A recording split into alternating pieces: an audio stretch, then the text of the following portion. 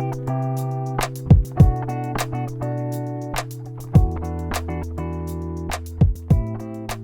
everybody, Courtney here with Smitty's Fly Box. We are doing the beginner box for August, which is our hot butt caddis.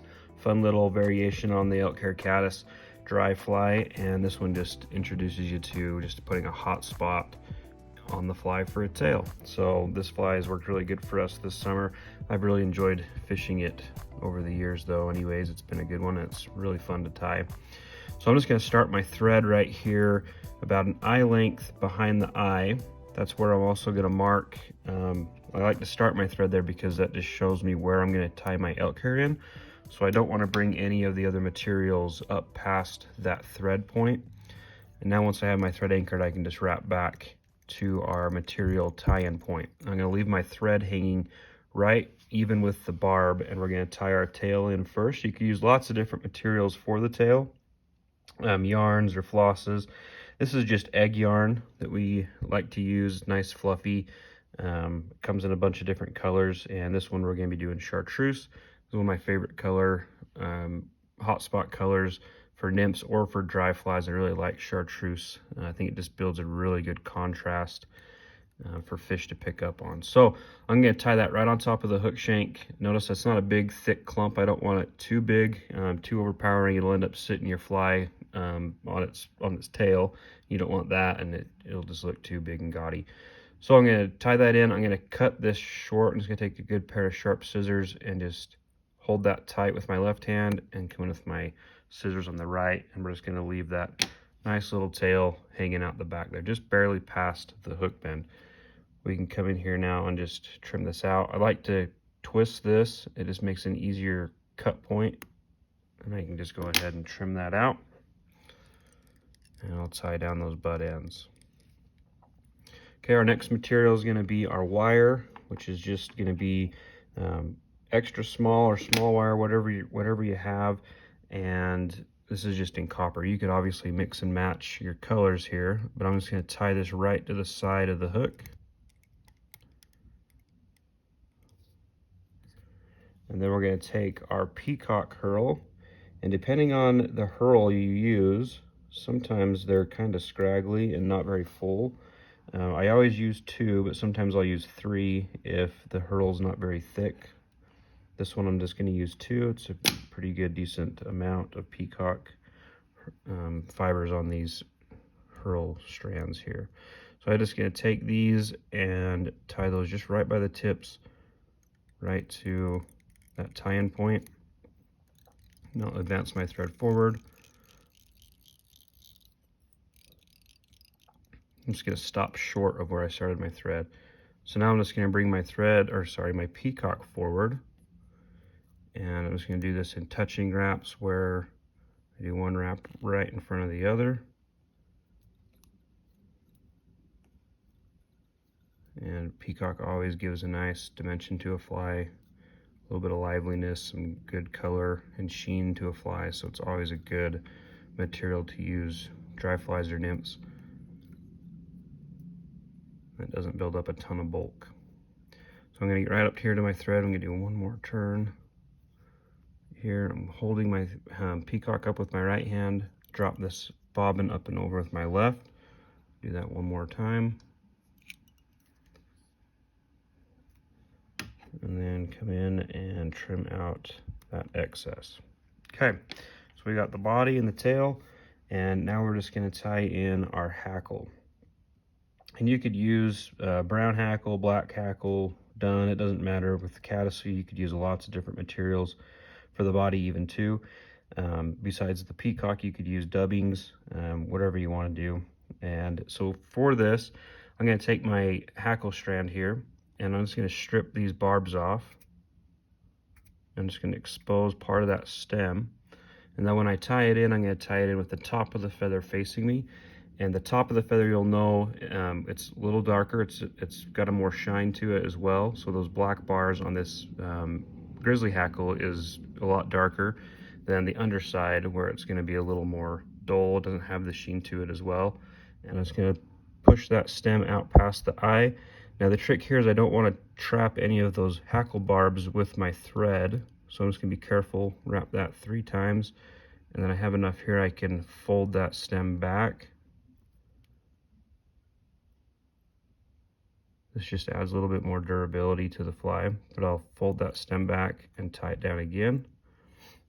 And then you just want to come in here and trim out that stem. Okay, so now once I've got this, the stem tied in, you'll see my first turn is actually mostly just the stem, and then I start to pick up on the hackle side, and the hackle will start to splay out. I like tying in by the bare stem so it doesn't trap any of the barbs down and mash them down against the body of the fly or have them hang out the front. So now I'm just going to spiral wrap this feather back to my wire.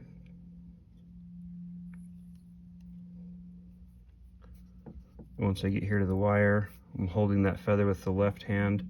That feather kind of turned on me as I went back, and I'll just wiggle that wire around the hook shank now.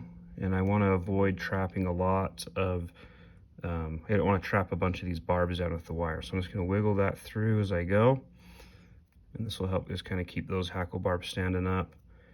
And my wire wraps are spaced evenly so they're not too close together. Get up here to my thread. That hackle's coming along for the ride.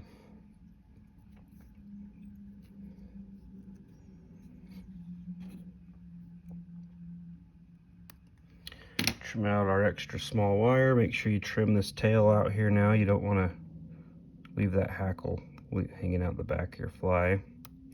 So make sure you trim out your excess hackle. And then we'll create just a nice little clean spot here for our elk hair to go. Make sure that wire's mashed down. Okay, now we're ready for our elk hair. So I'm just going to take a clump of elk hair here, and whenever I'm teaching beginner fly tying classes, when we start working with elk hair or deer hair, I always say to cut a clump and to basically take that clump and cut it in half again. We always end up, tendency is to always add too much elk hair to a pattern or deer hair, and so we end up with these big huge wings that don't fit right on the hook, and they end up rolling around the hook and they don't seat right. So I'm just going to pick out the underfur here. You can just use your fingernail. Comb works really good. If you have a comb, I prefer using the comb on these. Gets all that underfur out. So now we're going to put it in the stacker. And the one thing I always like to show whenever we're stacking deer hair or elk hair, this is elk hair, obviously for elk hair caddis, but we're going to put it in tips first. Okay, so you have your hair stacker comes in 2 parts. You want to make sure it's put together. Okay, so it comes in 2 parts.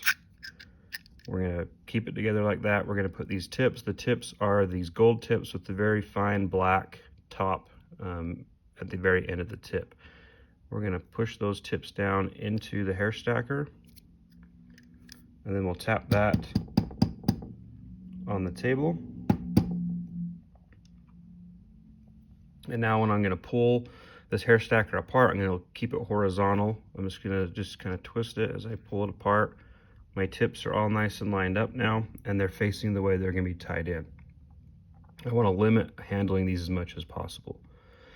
Now the reason I show that is a lot of times in class when we're teaching this, we always end up with a couple who always seem to end up putting the butts in first, the butts of the hair, and it turns their pretty fly into a not so pretty fly. So just beware and watch that.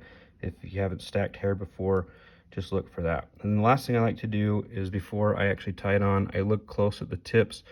If there's any tips that bug me, I'm just gonna work those out, and it should be good there. So any of the tips that are like broken from the elk being, drug or anything like that, or just in the tanning process, but this is a pretty good one here. And so now I'm gonna do my measurement. I'm gonna lay that elk hair flat on top of the hook, and I want the tips to go right to the bend of the hook there.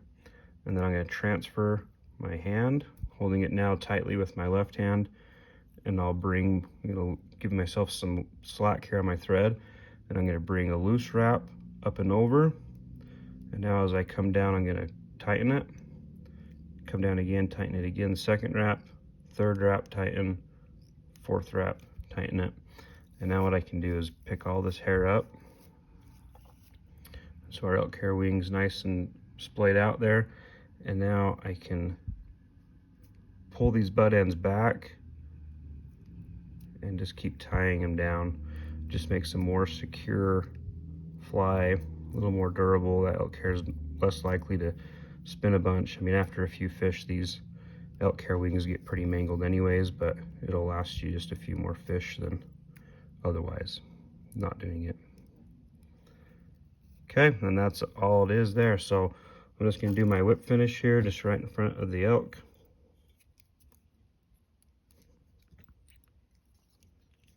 Just kind of fold that back. Guess you could cut it first too, whatever works for you.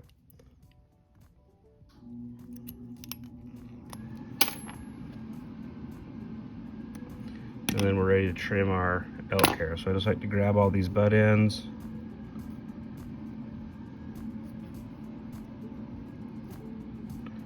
Like so. I'm going to follow the angle of the eye. And just a little bit above the eye, I'm just going to come in and make a straight cut. Got a few that escape my fingertips.